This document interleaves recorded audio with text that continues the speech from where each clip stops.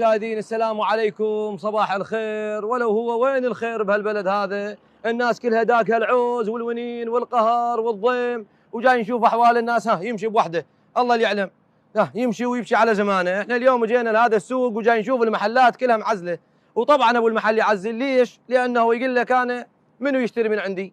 الناس كلها داك هالعوز والونين والقهر والضيم والفقر، فبعد يقول لك انا المنفى. هسه عندك هذا، تعال تفضل تعال. هسه هذا مواطن عراقي جاي يمشي بوحده ويضحك. ليش؟ لان عقله بيه شيء، الله اللي يعلم. داق الضيم والقهر والعوز، يفكر بزمانه، يفكر، وحتى لابس اسود. باع الله اللي يعلم. فاقد عزيز، فاقد قريب، فاقد بس افهم لا، اصلا انا اليوم احلى يوم بحياتي وكلش فرحان. ليش عندك؟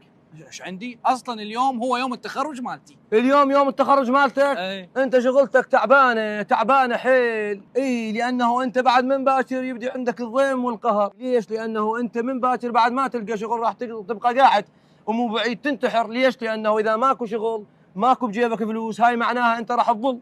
فانا اقول انت اليوم لازم تدق وتلطم، مو معناها تروح لحفله التخرج. يا اخي ست، افرح لي بارك لي، عودك باكر عقب اشتغل عماله. ياهو اللي شغلك، ما تقول لي ياهو شغلك. حتى العماله صارت بالواسطات. انت هسه اليوم كلش يوم اسود بحياتك. انت لازم هذا اخر يوم حلو بحياتك. انت من باكر يبدي عندك الضيم والقهر والعوز والونين. خلاص قل لي انتحر فد مره، قل لي انتحر. انتحر والله. ليش؟ جيب مسدس وانتحر. ما عندي مسدس. ما عندك مسدس النوب؟ شوف جاي تشوف شلون.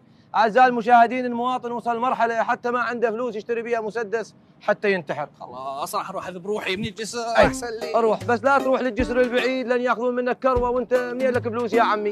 روح لهذا القريب انتحر من عنده. وهذا ايضا هذا مواطنين اثنين عراقيين جاي يتمشون. وين رايحين عمي؟ رايحين للمحكمه نعقد. رايحين يعقدون للمحكمه مشي. ليش؟ لان ما بجيبه فلوس تاكسي. هيك المواطن العراقي صار باع حالته. هسه وهذا شاب عراقي باعوا، حتى القاط مالته ما بي رباط، ما عنده فلوس 5000 حتى يشتري رباط. يمكن هو حتى متداينها انت، يمكن البدله مو؟ لا انا موعديني على شغل. ياهو المواعد كلها تواعد ولا تصدق. يعني شوف هسه المواطن العراقي هسه وقتها يعقد، انت دحير بضيمك، حير بقهرك، حير بعوزك.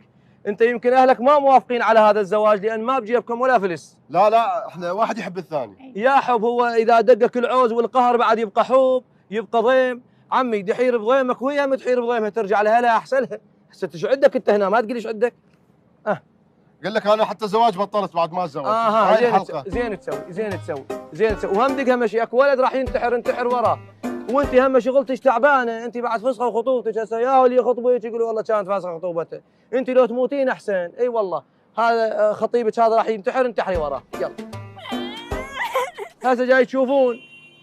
هسه هذا ابو الهورن. هسه عود انت لمن تدق هورن؟ هسه يمكن اكو واحد مريض هناك كاتله القهر كاتله الضيم، وذولا راح ينتحرون عود رادوا يعيشون سوا، هسه راح يموتون سوا. وخلينا نشوف بعد مواطنين. تعالوا وياي الى مكان ثاني من مكانات العراق الخربانه التلفانه العدمانه، نشوف بها احوال المواطنين اليوم، ونلتقيكم في الجزء الثاني من البرنامج. تعال. يعني تفضل. هسه هذا هم وضع، هاي زباله كلها.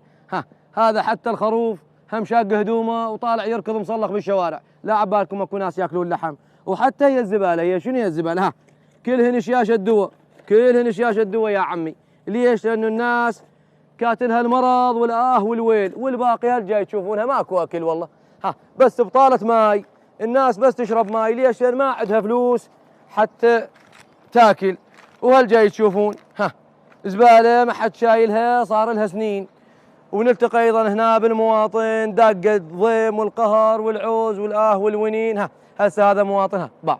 شكله هسه اللي يشوفه يقول عمره 80 سنه، بس هو يمكن مواليدك تسعينات. شنو عمي شو تشتغل انت؟ انا عماله عمي. عماله تشتغل؟ وش تفيد العماله هسه؟ هي ال 5000 وال 10000 شو تفيد يا عمي؟ ما تقول لي شو تفيد. عماني خلفه استلم 75,000 خير من الله. واذا هسه كليتك اذتك واحتاجيت تبدل كليه ما تفيدك هاي ال 75,000 يا عمي، شو تفيد؟ عندي كليه ثانيه عمي. تشتغل عماله وبكليه وحده؟ لا انت شغلتك تعبانه، بعد ما تنفع. اكو ثلاثه راحوا ينتحرون، لو تروح تنتحر وياهم افضل. انت هايهم شنو هاي شنو هسه تفضل. برشلونه. هسه هي برشلونه ايش بقى من عندها؟ ما تقول لي ايش بقى من عندها. المن تشجع برشلونه؟ غير نونس نفسنا يا عمي. انت هسه تحير بضيمك بقهرك بجوعك بالونين بالمرض بالويل، وعود بعدين عود روح شجع برشلونه. هسه ما بحالك يا عمي درح. هسه هذا مواطن عراقي شنو ذنبه انه راح ينتحر؟ ونلتقيكم ان شاء الله باشر. هذا طبعا اذا اكو صار ان حياه باشر